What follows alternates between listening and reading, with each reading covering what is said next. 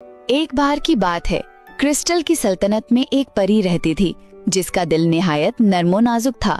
उसका कमरा खुद उसकी तरह गैर मामूली था। वो जमीन से बहुत ऊपर एक देवकामत सूरजमुखी के अंदर बना हुआ था। मगर उसकी एक अजीब सी आदत थी जिससे वो छुटकारा ना पा सकी। जब कभी उसे कोई तितली नजर आती या कोई परवाना जिसके पर आधी रात के रेशम की तरह नर्म होते, तो वो खुद को रोक ना पाती। वो उसे नरमी से अपने हाथों में थामती, फिर एक चमकते हुए शीशे के मर्तबान में रख देती और उसे अपने कमरे की लंबी अलमारी पर सजा देती। उसे ये देखना बहुत अच्छा लगता कि परों की फड़फड़ाहट क्रिस्टल की रोशनी में जगमगाती है। एक रोशन सुबह जब वो अपने सूरजमुखी के कमरे की खिड़की से बाहर झांक रही थी, उसकी करीबी सहेली, एक शोख परी जिसके बाल काई की तरह सब्ज थे, पर फड़फड़ाती हुई आई। मैंने एक बाग ढूंढ लिया है, उसकी दोस्त ने सरगोशी की। एक ऐसा राजदाराना बाग जहां आज तक कोई परी नहीं गई। खूबसूरत परी का दिल धड़कने लगा। मुझे वहां ले चलो, उसने बेताबी से कहा। उसके परों में इश्तियाक से लर्जिश दौड़ गई। उसने तेजी से अपने चमकते हुए शीशे के मर्तबान जमा किए और सूरजमुखी के तने के गिर्द लिपटी लकड़ी की घूमती सीढ़ियों से नीचे उतरने लगी। 2 सहेलियां रवाना हुईं।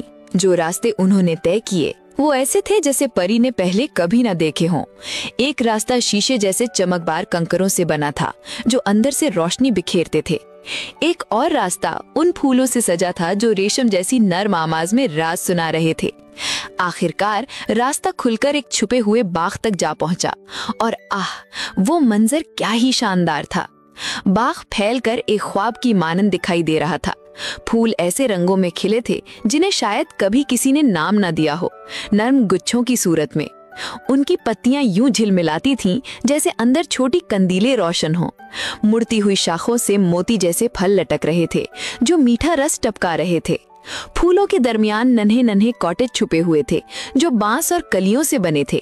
उनकी छतें पत्तियों और फूलों से बुनी हुई थीं, बिल्कुल ऐसे जैसे कुदरत ने खुद घोंसले बनाकर उन्हें तोहफा दिया हो।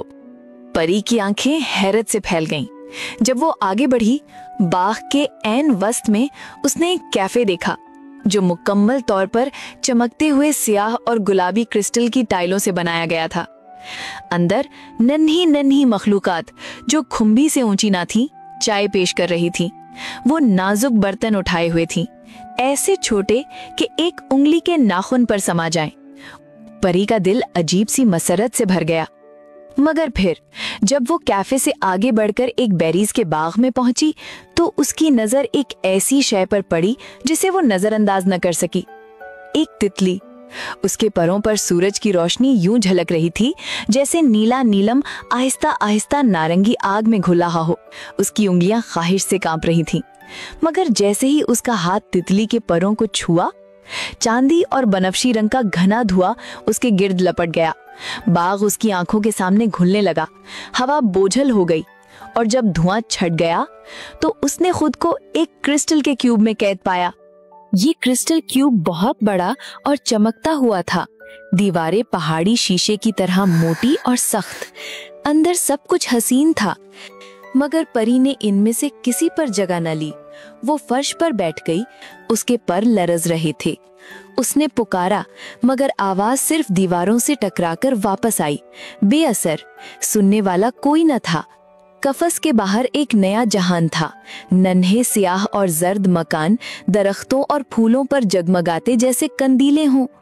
उन घरों से बौने निकले, कद में उसके घुटने तक। वो गोल चेहरे लिए कफस के गिर्द जमा हुए, नजरें हैरत और शौक से भरी हुई। वो उसे ऐसे देख रहे थे जैसे कोई सितारा जमीन पर उतर आया हो। उनकी आंखों में अकीदत थी, मगर अल्फाज ने परी का दिल कांप दिया। हमने चुड़ैल से कहा था कि एक हसीन परी को क्रिस्टल में कैद कर दे ताकि हम हमेशा उसे देख सकें। वो हमारी है, हमेशा के लिए। परी की आंखों में आंसू आ गए क्योंकि उसी लम्हे उसने सच को पहचान लिया। यही कुछ वो खुद करती आई थी।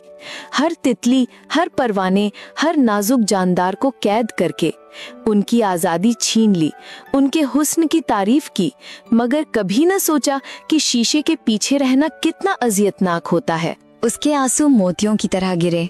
दिल पछतावे और गम से लर्ज उठा। अचानक रोशनी छा गई। क्रिस्टल का कफस टूटकर चमकती किरणों में बिखर गया। और वो खुद को एक वसी हॉल में पाई जो खालिस रोशनी और क्रिस्टल से जगमगा रहा था। उसके सामने परियों की मलिका खड़ी थी। मलिका मुस्कुराई। अब तुम समझ गई हो, उसने नरमी से कहा। किसी को कैद करना, उसकी आजादी छीन लेना कैसा होता है? परी ने आंसुओं के साथ सर झुका लिया। मलिका ने मजीद कहा, अब से मर्तबान खाली रहेंगे, तितलियां और परिंदे आजाद रहेंगे, हवा के साथ रक्स करेंगे। ये कहकर मलिका की रोशनी मद्धम हो गई। परी चौंक कर जागी। अपने सूरजमुखी के कमरे में क्रिस्टल अलमारी जगमगा रही थी, मगर सारे मर्तबान खाली थे। कोई पर, कोई कैदी न था। उसने खिड़की से बाहर देखा। तितलियां, जुगनू, सुंडियां सब आजाद हवा में झूम रहे थे, सूरज की रोशनी में दमकते हुए। परी के दिल में खुशी भर गई। अब कैद करने की नहीं, बल्कि आजाद परवाज देखने की। उस दिन के बाद वो बागों में मर्तबान नहीं ले जाती थी, सिर्फ अपनी हंसी, अपनी आंखें और अपना हैरत भरा दिल। और तितलियां उसके लिए धूप में नाचती। वही सब कुछ था।